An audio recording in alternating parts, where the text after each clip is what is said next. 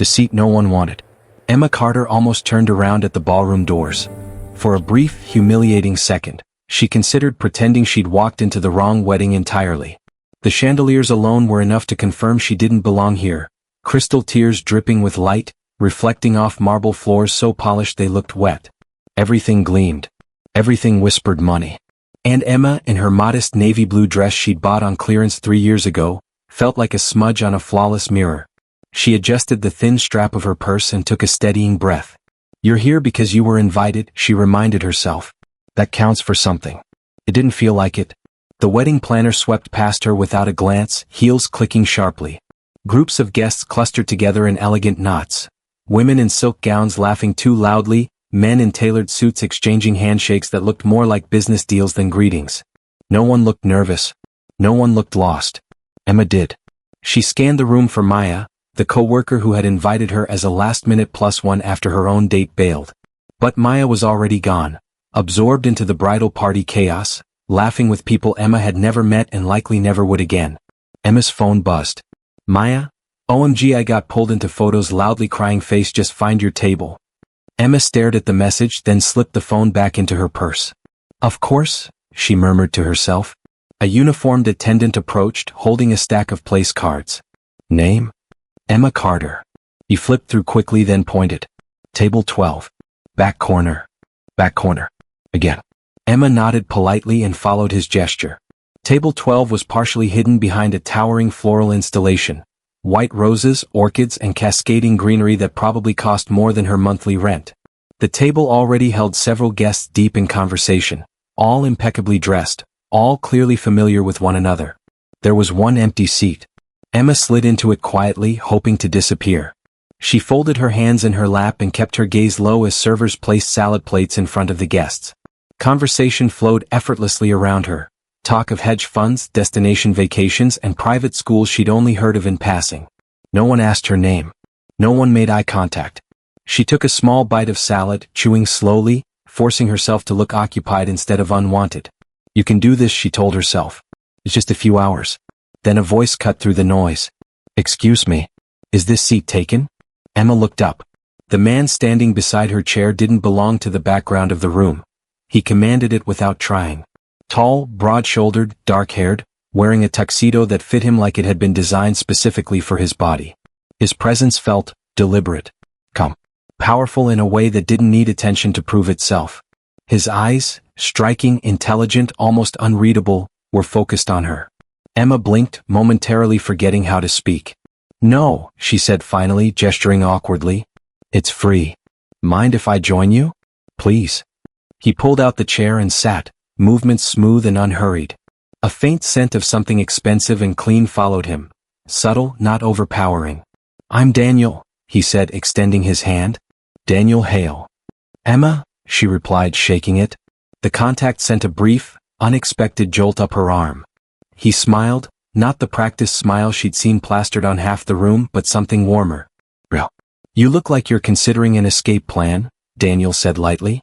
Emma let out a small laugh before she could stop herself. "Is it that obvious?" "Only to someone doing the same." She raised an eyebrow. "Really? I've survived 3 relatives asking why I'm still single and one drunken uncle pitching me a startup idea involving luxury dog yoga. I needed refuge." That earned a genuine laugh from her. "Then welcome to the least exciting table in the room." Daniel glanced around. "Funny. It's the only one that looks honest." They ate in companionable silence for a moment. Around them, conversations continued, but something had shifted. Emma no longer felt like a shadow. "So," Daniel said, "how do you know the bride or groom?" "Work connection," Emma admitted. "I was a last-minute addition." "Ah," the overflow guessed. "Exactly." "Well," he said, lifting his glass, "to unexpected seats and better company than anticipated." She clinked her glass against his. "I'll drink to that."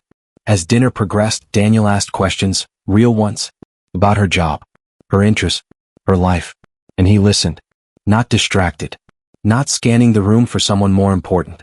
When she mentioned she worked 2 jobs, one at a nonprofit community center, the other as a freelance event coordinator, his expression didn't shift to pity or polite disinterest. "That sounds exhausting," he said. "And meaningful." Emma paused. Most people stop listening after non-profit. Most people miss the point. Something in his tone made her chest tighten. The music shifted, softer now. Couples began drifting toward the dance floor. Emma watched them quietly, a familiar ache pressing in. She'd attended enough weddings alone to know the feeling, the sharp awareness of standing still while everyone else moved forward. Daniel noticed. "Would you like to dance?" he asked. She hesitated. "I'm not very good." "Neither is honesty under pressure," he said, standing. "But we try anyway." She laughed and took his hand. As they stepped onto the floor, whispers rippled around them. Emma noticed the glances then, the way other guests looked at Daniel with recognition, curiosity, something close to reverence. She felt suddenly exposed. "Daniel," she said quietly as they swayed, "who are you?" He met her gaze. "Would it change anything if you knew?" She considered it. "No," she said honestly. A slow smile spread across his face. "Good." The song ended too soon. As they returned to the table, Emma felt eyes on her, measuring, questioning. For the first time that night, she didn't shrink under them. When Daniel excused himself briefly, a woman at the table leaned toward Emma. "Do you know who that is?" Emma shook her head. "Should I?" The woman smirked. "That's the groom's closest friend. One of the wealthiest men in the city." Emma's stomach dropped. She glanced toward Daniel, who was laughing with the groom near the head table. Wealthy, powerful, important. And yet he'd chosen to sit beside her. When Daniel returned, he found Emma quieter, guarded. "Did I do something wrong?" he asked gently. "No," she said. "I just realized this evening might be more complicated than I thought." He studied her for a moment. "Only if we let it be." Emma didn't know it yet, but that seat, the one no one wanted, was about to change her life. And everyone else's. When whispers turn into weapons. Emma felt it the moment Daniel stepped away again. The air around the table shifted, subtle but unmistakable. Smiles tightened. Conversations lowered. The warmth that had briefly surrounded her vanished like a door quietly closing. Across from her, a woman in an emerald green gown tilted her head, studying Emma as if she were an unfamiliar object brought into a curated space by mistake. Another guest leaned closer, whispering something behind a manicured hand. Emma kept her posture straight. She had learned long ago how to survive rooms where she didn't belong, how to stay composed while being quietly erased. Still, her fingers curled slightly around her napkin. "So," the woman in green finally said, voice smooth but sharp underneath. "How do you know Daniel?" Emma met her gaze. "We were seated together." "That's not what I meant." Emma inhaled slowly. "Then I'm not sure how to answer." The woman smiled, but it didn't reach her eyes. "Daniel doesn't usually spend his evenings entertaining strangers." A faint heat rose to Emma's cheeks. Before she could respond, another guest chimed in, laughing lightly. "Oh, don't misunderstand, we're just curious. He's very selective." Emma nodded once. "So am I." That earned a pause. The woman in green blinked, clearly not expecting resistance. "Well," she said breezily, "you seem grounded. Daniel enjoys that sort of thing. Temporarily." Emma lowered her gaze to her plate, choosing silence over escalation.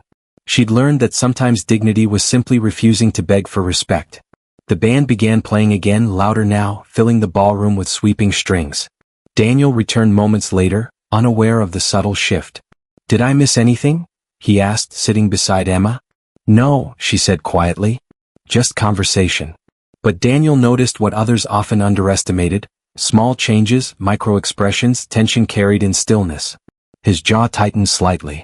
"You all right?" he asked. She nodded. "I'm fine." He studied her a moment longer, then turned to the table. "Excuse us." He stood and offered his hand again. Emma hesitated, then took it. As they walked toward the terrace doors, whispers followed them. Some curious, some sharp, some openly disapproving. Outside, the cool night air wrapped around them like relief. Daniel exhaled slowly. "They were rude." Emma gave a small shrug. "I'm used to it." That answer bothered him more than anger would have. "You shouldn't have to be." She leaned against the stone railing, gazing out at the city lights beyond the gardens. "Rooms like that have rules," she said softly. "Unspoken ones. I don't fit the aesthetic." Daniel stepped closer, his voice low. "You fit just fine." Emma smiled faintly. "That's kind of you to say." "I'm not being kind. I'm being honest." She turned to him then. "Why me?" The question surprised him. "Why sit with me? Why dance with me? You could have chosen anyone." Daniel thought for a moment. Because you weren't trying to be seen. She frowned slightly. Everyone in that room was performing, he continued. You weren't. You were just real. Something in his tone made her chest ache. Before she could respond, the terrace doors swung open. A tall woman with flawless makeup and an expensive, controlled smile stepped out. Daniel, she said smoothly. There you are. He straightened slightly. Lydia. Emma recognized the type immediately, confidence sharpened by privilege, kindness rationed carefully. Lydia's eyes flicked to Emma, scanning her dress, her shoes, her posture. And you must be, Lydia paused deliberately. A friend. Emma, she said calmly. How nice, Lydia replied, though nothing about her tone was warm. Daniel, the groom was looking for you. Something about a toast. I'll be there shortly. Lydia smiled again, then leaned closer, lowering her voice just enough. Don't be late. People are already talking. Daniel's gaze hardened. Let them. Lydia's smile faltered for half a second before she turned and disappeared back inside. Emma exhaled slowly. She doesn't like me. She doesn't like uncertainty, Daniel replied. You represent that. That's generous. It's accurate. They returned to the ballroom together. As Daniel headed toward the groom, Emma lingered near the edge of the room, suddenly aware of how alone she felt again without him beside her. A server approached with a tray of champagne. Careful, someone muttered behind her. Those glasses are crystal. Emma paused, then gently took one. Thank you, she said to the server. She turned, and nearly collided with Lydia. Oh! Lydia exclaimed loudly. I didn't see you there. Several guests turned. Emma steadied the glass, but Lydia's hand brushed hers deliberately. The champagne sloshed, spilling down Emma's dress. A sharp intake of breath rippled through the nearby guests. I'm so sorry, Lydia said, not sounding sorry at all. That fabric looks delicate. Emma stared at the spreading stain. Heat rushed to her face, not embarrassment alone, but humiliation layered with familiarity. I'll get napkins, someone said half-heartedly. Lydia leaned in. These events can be overwhelming if you're not accustomed to them. Emma lifted her chin. Accidents happen. Lydia's eyes flicked over her again. Yes, they do. Daniel turned just in time to see Emma standing frozen, champagne dripping from her dress. His expression changed instantly. What happened? Lydia stepped in smoothly. Oh, it was nothing, just a clumsy moment. Emma opened her mouth, then closed it. Daniel looked between them, then at the stain. Emma, he said gently. Are you okay? She nodded. I just need to clean up. No, he said firmly. You don't. He turned to a nearby attendant. Please escort Miss Carter to the bridal suite restroom. And have someone bring a garment bag from my car. Lydia stiffened. Daniel, that's unnecessary. He didn't look at her. It's necessary to me. The room fell quiet. Emma's heart pounded as she followed the attendant. In the mirror of the restroom, she finally allowed herself to exhale. This is ridiculous, she thought. Why does this matter so much? But it did. Because for the first time in years, someone had noticed the injustice, and refused to ignore it. When she returned, Daniel was waiting. Thank you, she said quietly. For what? For not pretending nothing happened. He met her eyes. I won't. Across the room, Lydia watched them, her polite mask cracking ever so slightly. Because this time, the woman she dismissed wasn't shrinking. And Daniel wasn't stepping away. And karma, patient as always, had just taken note. The moment the room went silent. When Emma returned to the ballroom, the music had changed. Not in tempo, but in feeling. The laughter was louder now, forced in places. Conversations stopped and restarted as she passed, eyes flicking toward her dress, then quickly away. Someone whispered her name. Someone else laughed too quickly, too nervously. She felt it like pressure against her skin. Daniel walked beside her, calm and steady, his presence grounding in a way she hadn't expected. When they reached their table, chairs subtly shifted to make space. No one met Emma's eyes. She sat. Daniel did not release her hand. The groom tapped his glass at the head table. If I could have everyone's attention. The room quieted instantly. Emma felt her stomach tighten. To those who know me, the groom continued, smiling broadly, you know I don't get nervous easily. But tonight, seeing all of you here, it means everything.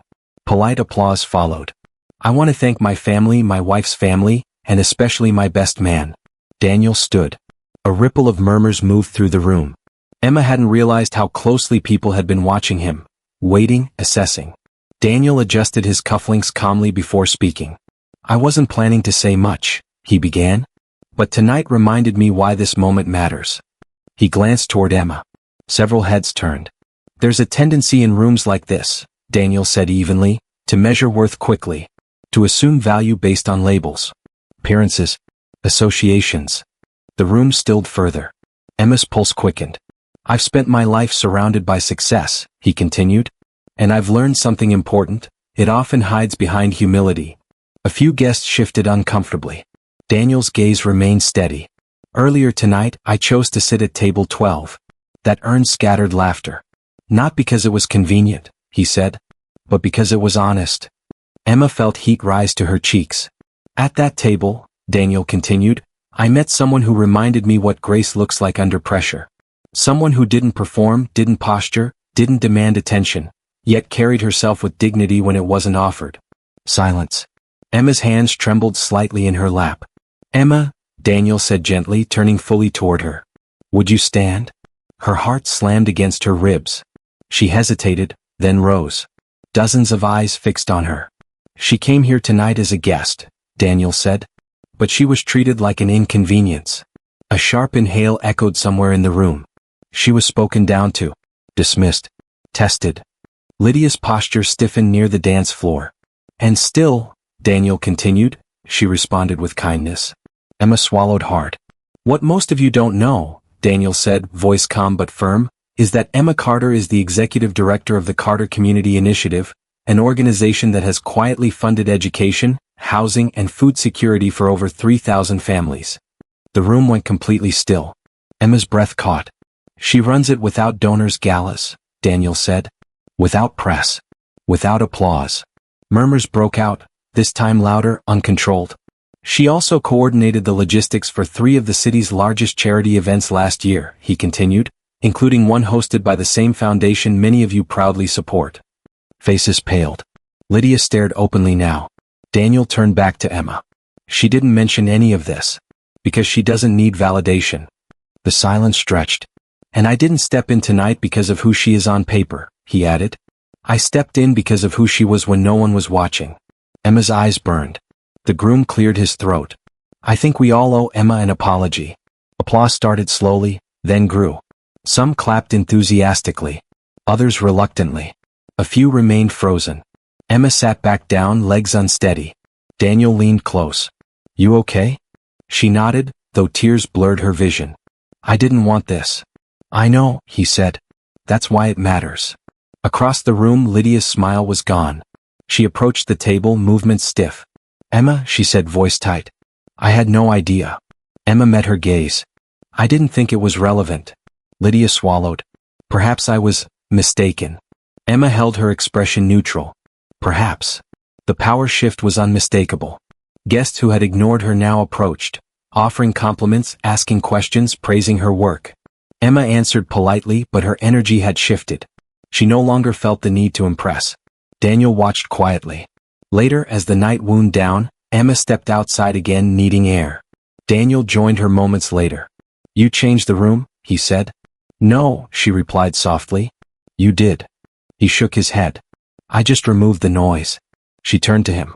Why did you do it? Because people like you shouldn't have to shrink to survive. She met his eyes, seeing sincerity there, no agenda, no performance. Inside, the band played louder, laughter returning, but something fundamental had shifted. The room had judged her. And the room had been wrong. Power reveals character. The applause faded, but the tension did not. It lingered in the air like a held breath, everyone pretending the room hadn't just been rearranged. Conversations resumed, but they sounded different now. Careful. Measured. Polite in a way that bordered on fear. Emma felt it immediately. People weren't speaking to her anymore. They were speaking at her. Compliments came quickly, layered with nervous laughter and exaggerated admiration. Invitations were offered. Coffee, lunch, meetings, each one framed as casual but carrying unmistakable calculation. Emma smiled politely through it all. But inside, something had settled. She no longer needed their approval. Across the ballroom, Lydia stood rigid near the bar, her champagne untouched. She watched Emma laugh quietly with another guest, her expression tight with something sharper than embarrassment. It wasn't just that Emma had been revealed. It was that Lydia had been exposed. Daniel noticed before Emma did. "Are you all right?" he asked, stepping closer. Emma nodded. "I think I just realized something." "What's that?" "This room didn't change," she said softly. "Their behavior did." Daniel studied her. "That's usually how it works." She exhaled slowly. "I don't want to become what they expect now." His expression softened. "You won't." She looked at him. "How do you know?" "Because power didn't make you louder," he said. "It made you quieter." The band began another song, but Emma felt detached from the celebration now. She excused herself and stepped into a quiet hallway lined with portraits of past donors, faces framed in gold, legacies frozen in paint. Behind her, heels clicked sharply. "Emma?" She turned. Lydia stood there, no audience this time. "I owe you an apology," Lydia said stiffly. Emma waited. "I judged you," Lydia continued. "I assumed things I shouldn't have." "Yes," Emma said calmly. "You did." Lydia's lips pressed together. "You have every right to enjoy this moment." Emma tilted her head slightly. "Is that what you think this is?" Lydia frowned. "Isn't it?" "No," Emma replied. "It's just clarity." Lydia hesitated. "Daniel tends to elevate people." Emma met her gaze steadily. "Daniel didn't elevate me. You just couldn't see me before." The words landed heavier than anger ever could. Lydia swallowed. "I didn't mean to humiliate you." Emma's voice remained even. "Intent doesn't erase impact." Silence stretched between them. "I won't pretend to understand your work," Lydia said finally. "But I respect it." Emma studied her for a moment, then nodded once. "That's enough." She turned to leave. Lydia watched her go, realizing something too late. Emma hadn't needed the apology. Back in the ballroom, Daniel was speaking quietly with the groom. When he saw Emma approach, he stepped away immediately. "Ready to go?" he asked gently. She smiled. "Yes." They left together without announcement, without ceremony. Outside, the city hummed, indifferent, alive, honest. "I didn't expect any of this," Emma said as they walked. "Neither did I," Daniel replied. They stopped near the curb. "Daniel," she said, choosing her words carefully, "I don't want to be a story people tell themselves about redemption." He nodded. "You don't owe anyone that." "I don't want doors opened for me now that they know my name." "They were already open," he said quietly. "You just refused to knock loudly." She looked at him then, not as the powerful man others saw, but as the one who had simply sat down beside her when it mattered. "Thank you," she said. "For sitting with me?" "For not rescuing me," she corrected. "Just standing with me." He smiled. "That's the only way it works." Behind them, the wedding continued, laughter rising, glasses clinking, but Emma felt lighter with every step away. Because karma hadn't shouted. It hadn't embarrassed. It had revealed. The quiet victory. The city looked different in the early morning light. Emma noticed it as she stood by her apartment window, watching the sun climb slowly between buildings that had seen more struggle than celebration. Her phone rested on the table behind her, silent for once. No messages. No follow-ups. No apologies disguised as networking. Just stillness. For the first time since the wedding, she allowed herself to breathe without anticipation. The night replayed in fragments. Not the applause, not the whispers, but the moment she'd chosen to walk away without demanding acknowledgement. The moment she'd realized power didn't need an audience. A soft knock interrupted her thoughts. She turned, surprised.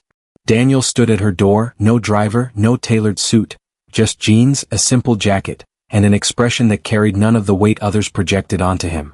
"I hope this isn't too early," he said. She smiled. "It's perfect." They sat at her small kitchen table, mismatched mugs between them. Sunlight filtered in through thin curtains. No chandeliers. No crystal. Just honesty. "I wanted to check on you," Daniel said. "Not as anything else. Just as me." "I appreciate that," Emma replied. "I'm okay."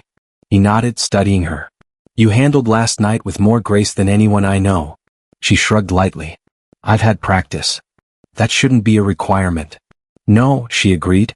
"But it taught me something." "What's that?" "That dignity doesn't come from proving people wrong," she said. "It comes from knowing when you don't need to prove anything at all." Daniel leaned back, thoughtful. "Most people never learn that. They're too busy chasing the moment," Emma said softly. "I don't want to chase moments anymore. I want to build something that lasts." He met her gaze. "You already have." Later that day the fallout began, not loudly, not dramatically, but decisively. Lydia's carefully curated world shifted in subtle but irreversible ways. Invitations slowed. Introductions became cautious. People who once mirrored her confidence now measured their words around her. Not because Emma sought revenge, but because truth has a way of rearranging rooms long after you've left them. Meanwhile, Emma returned to her work as she always had, quietly, intentionally. She declined interviews, redirected praise, refocused on families who didn't care about gala seating or reputations. And something unexpected happened. People began listening, not because of who had spoken her name, but because her work spoke for itself. One afternoon, as she organized supplies at the community center, a young volunteer approached her. "I heard what happened at that wedding," the girl said hesitantly. "You didn't yell. You didn't embarrass anyone." Emma smiled. "That wasn't the point." "Then what was?" Emma paused. "To remind myself that I belong wherever I stand." The girl nodded, eyes shining. Weeks later, Daniel attended one of Emma's programs, not as a benefactor, not as a figurehead, but as a volunteer. No announcements. No recognition. They worked side by side, stacking boxes, laughing quietly. "This," he said at one point, gesturing around. "This feels real." "It is," Emma replied. As the sun dipped low, casting warm light across the room, Emma realized something profound. She hadn't gained power that night at the wedding. She had reclaimed it. And that made all the difference. Because karma isn't always loud. Sometimes, it simply lets you walk away whole, while others are left confronting the echo of their own judgments.